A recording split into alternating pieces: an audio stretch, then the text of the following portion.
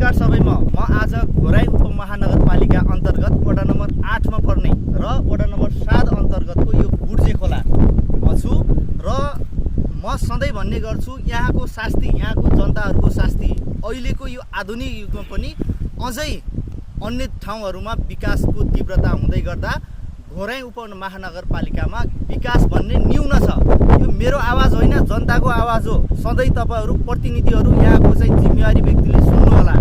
र यहाँ घोराई 8 अन्तर्गत पर्ने यस बुर्जे खोलामा घोराई 7 को र घोराई 8 को अब बर्खा लागेको केही महिना 3-4 महिनाको लागि अबदेखि एक आपसमा जोडिने पुल निर्माण नभएको कारणले अहिले यहाँ एकदम शास्ति भोग्नुपर्ने अवस्था छ। र तपाईहरुले देख्न सक्नुहुन्छ यो एरियामा, सबै एरियामा अब धेरै लगभग 4 किलोमिटरको आसपासमा यहाँ पुल छैन र एक आपसमा एक गाउँदेखि अर्को गाउँ जाने र एक वडादेखि अर्को वडासम्म जाने बाटो पुल नभएर 2-3 महिना यहाँ ठप्पै हुन्छ। एक गाउँबाट अर्को गाउँमा जाने बाटो पाइँदैन। अब यसको लागि जिम्मेवारी को त? जनताहरूले 1000 बार आवाज उठाइसके तर आवाज सुनिदिएका छैनन् यहाँका प्रतिनिधिहरूले र जिम्मेवारी व्यक्तिहरूले।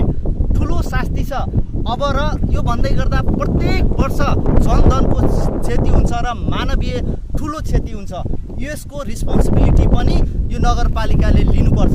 देख्न सक्नुहुन्छ यो एरिया, यो माथि हाइवेदेखि लिएर यहाँ 8-10 किलोमिटर पुल छैन र 3-4 महिना अब जनताहरू एक गाउँबाट एक वडाबाट अर्को वडामा जाने सेवार यता डबरा गाउँ, त्यसपछि 7 नम्बर 5 नम्बरदेखि लिएर यता 8 नम्बर 9 नम्बर 10 नम्बर 11 नम्बर जोड्ने यो होइन। यहाँ बेल्ला भयो, सानी गाउँ भयो, अनि यता डबरा गाउँ, त्यसपछि सौरीयारतिर जोड्ने पुल नभएकोले शास्ति भएको छ। यो क्षेत्रमा चाहिँ एकदमै जरुरी छ पुल निर्माणको लागि।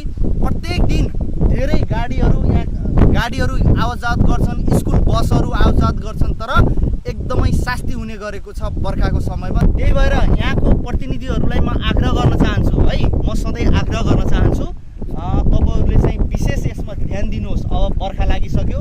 दोस्रो कुरा, यहाँ खोलाको कटान, यता देखाऊ खोलाको कटान।